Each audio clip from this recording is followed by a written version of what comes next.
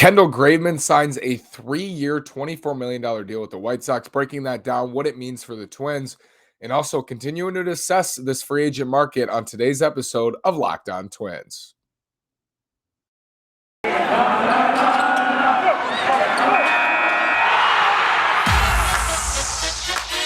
You are Locked On Twins, your daily Minnesota Twins podcast. Part of the Locked On Podcast Network, your team every day.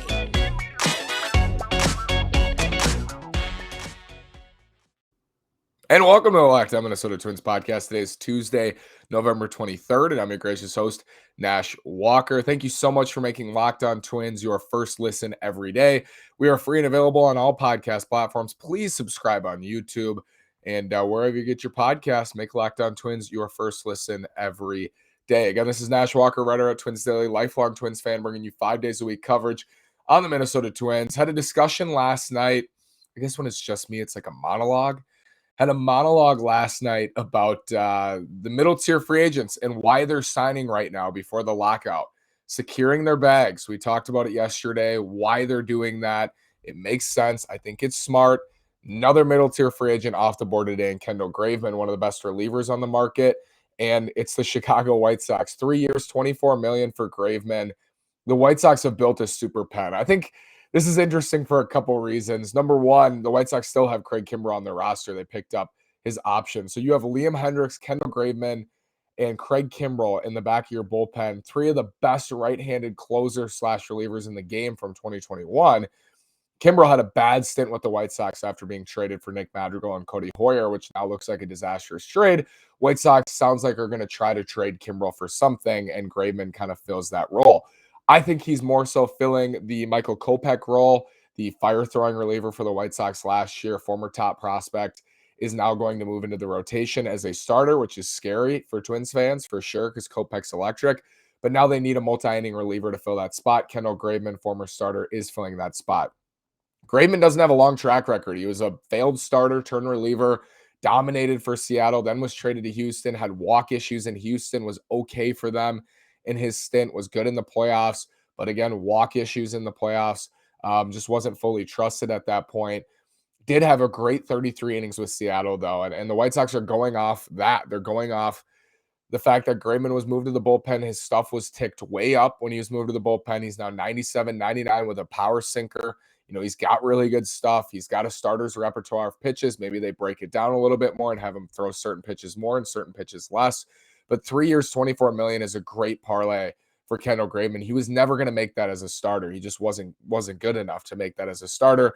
Moves to the bullpen, gets big-time money, 3-year deal. White Sox have definitely invested in that bullpen in recent years. They traded, like I said, Madrigal and Hoyer for Kimbrell. They signed Liam Hendriks to a big-time deal for 3 years, and it was $54 million. So they've invested, and now they've signed Graveman for 3 years, $24 million. The Twins would never do a deal like this, I don't think, especially after what happened with Addison Reed.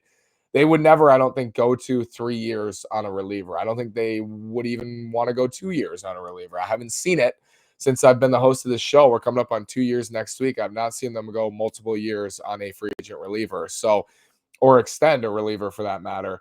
They just, I don't think they view it the same way that the Sox do. And when the White Sox hired Tony La Russa and they made that decision, they decided that they were going to give him as many options as possible last year out of the pen. It didn't really work out. Like, their pen was good at times and really shaky at times. You know, I kind of unlucky, I think, too. And then Kimbrell came in and blew up, and it just didn't come together the way that they'd hoped. But Liam Hendriks was very good, and the pen was good enough to get them to an American League Central title and into the postseason and win one playoff game there at home against the Astros. But it's interesting. I mean, they just keep adding and adding and adding to a strength. They have a hole basically at second base, and they need potentially an outfielder as well. But the White Sox are pretty set, and they have a lot of money committed as well to this team, and they've extended a lot of their guys, and they're pretty set, but they're expected to be aggressive. I don't know if this is their aggressive move or Marcus Semien at second base is an aggressive move or what they're going to end up doing, but they bring in Graveman, and they're certainly going for it right now, trying to give Tony La Russa as many options as possible. I think it's funny because Tony La Russa, you know, he's more so than a lot of managers going to keep his starter in longer. I think the fact that they pushed Giolito, Cease, especially Carlos Rodon, as hard as they did at the beginning of the year. And it's difficult because those guys were pitching so well in those games, and it's hard to pull them.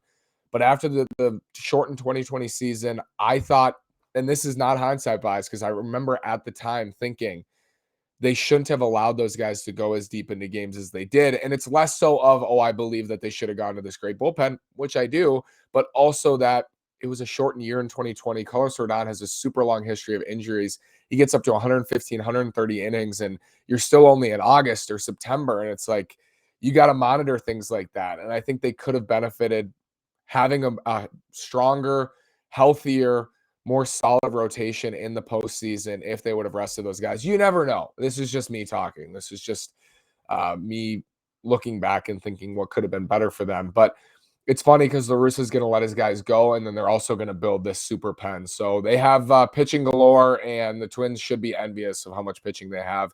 However, the rotation of Giolito, Lynn, Cease, Keuchel, and Kopech is solid and it has some serious upside.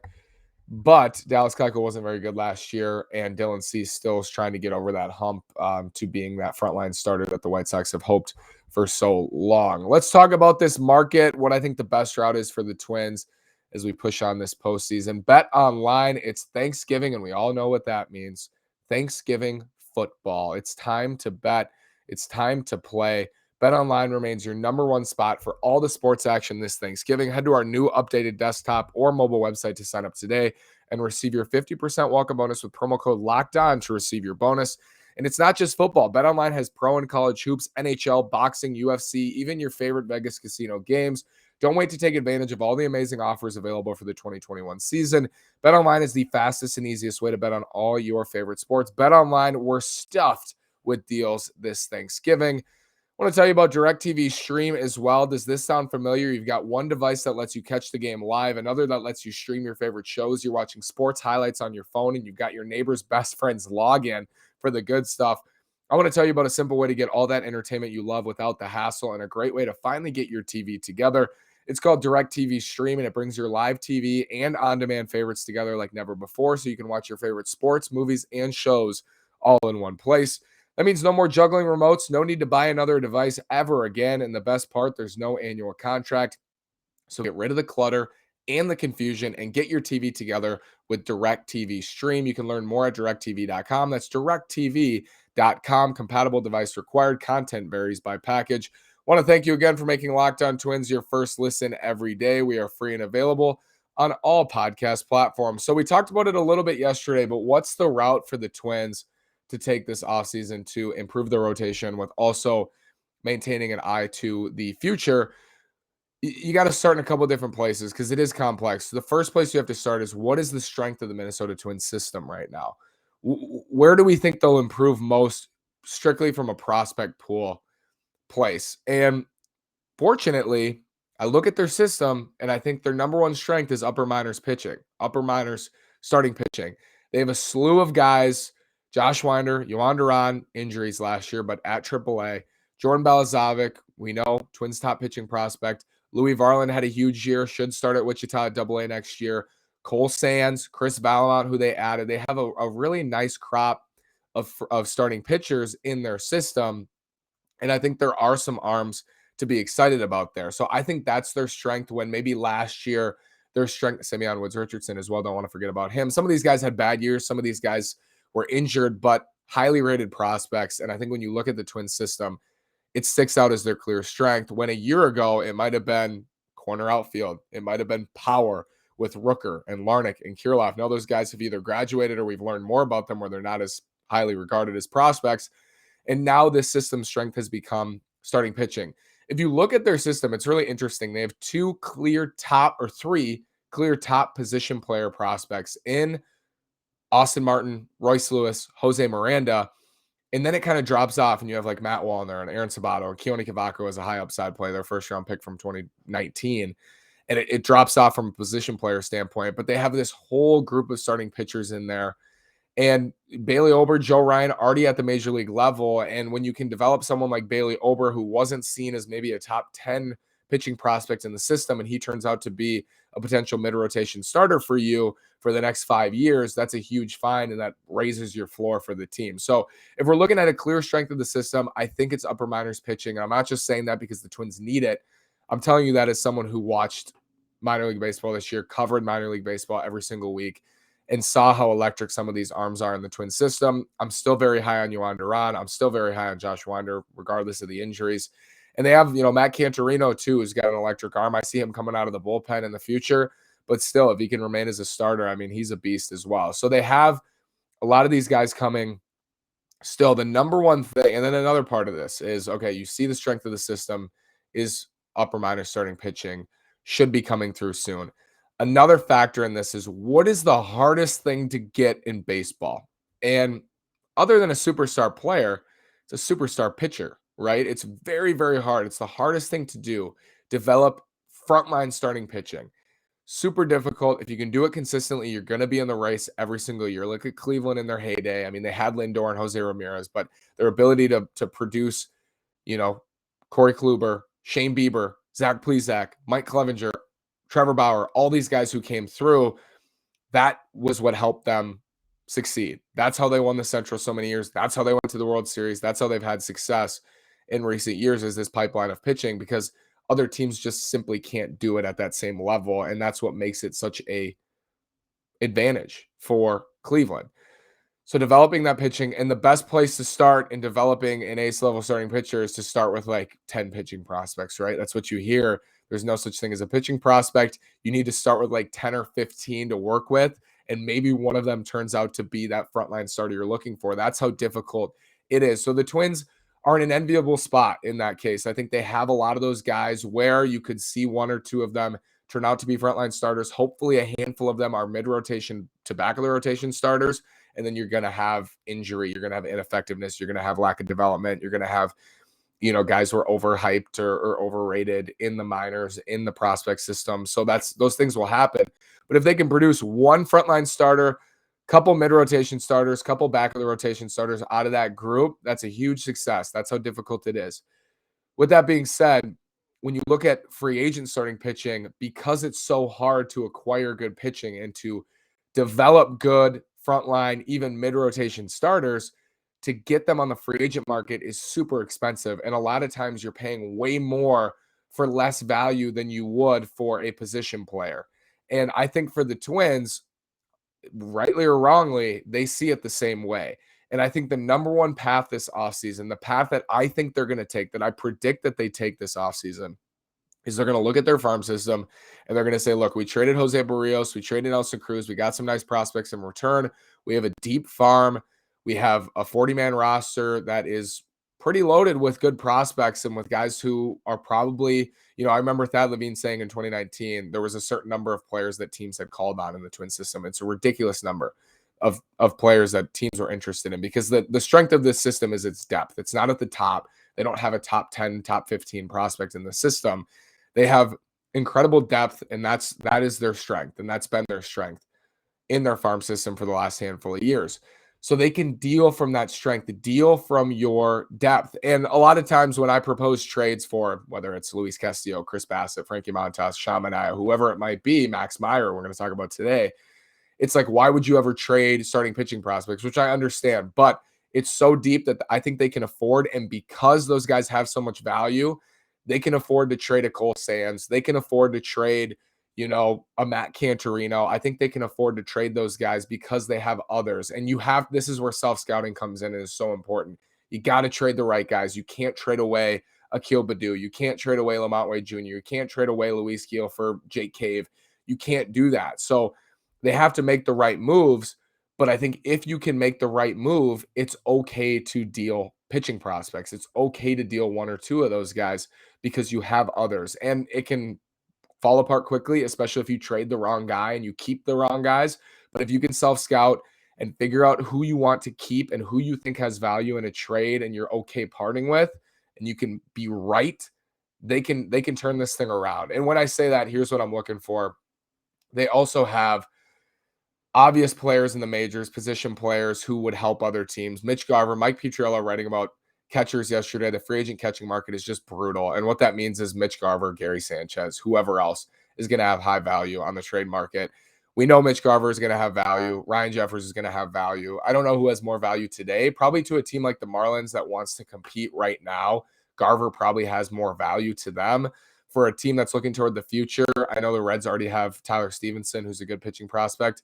But let's say the Reds, who are looking toward the future, want a regular, Jeffers is probably more attractive to them. Or Oakland. Oakland's a good example. Ryan Jeffers is probably more attractive to them, even though they have Sean Murphy. That could be a potential duo there at catcher. So looking at their position player group, Luis Arraez, Mitch Garver, Max Kepler, Miguel Sano, we know there's some continuity on this roster, and there's value to be traded on this roster. Josh Donaldson, they have guys they can trade. They have guys who are ready to fill those spots, and Jose Miranda and soon, hopefully, Austin Martin and Royce Lewis.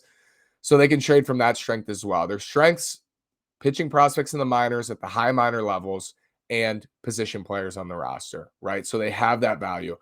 Here's the thing, the route that I think they'll take. It's a long way of saying I think the Twins will look to trade from those strengths. I think they'll package maybe a strength or two to go get controllable starting pitching. Because when you can go get Max Meyer, this is why Max Meyer is so interesting to me. And I know sometimes you just point out these specific names. You're like, this is the guy I want.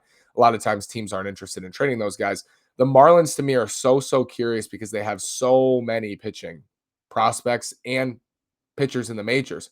Pablo Lopez, Sandy Alcantara, Eliezer Hernandez, Max Meyer, I think it's Zach Eder or Zach Edey is a big-time lefty. They have a bunch of guys because they've been bad, and they've been able to hoard these guys in the whatever trades they've made. Marcell Ozuna trade, they got Sandy Alcantara, who now has been an ace and was just signed into an extension, so I don't think he's going to get traded.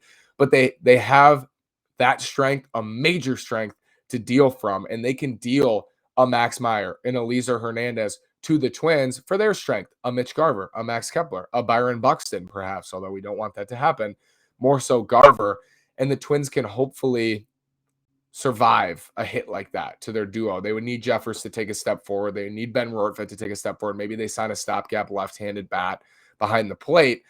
That's the way that I see them going, trading for controllable starting pitching and then supplementing maybe with a mid-rotation starter who they think can take another step forward, or a lower option on the free agent market, 1-year deal, 2-year deal, a guy who they think they can adjust and help and turn into a mid-rotation starter.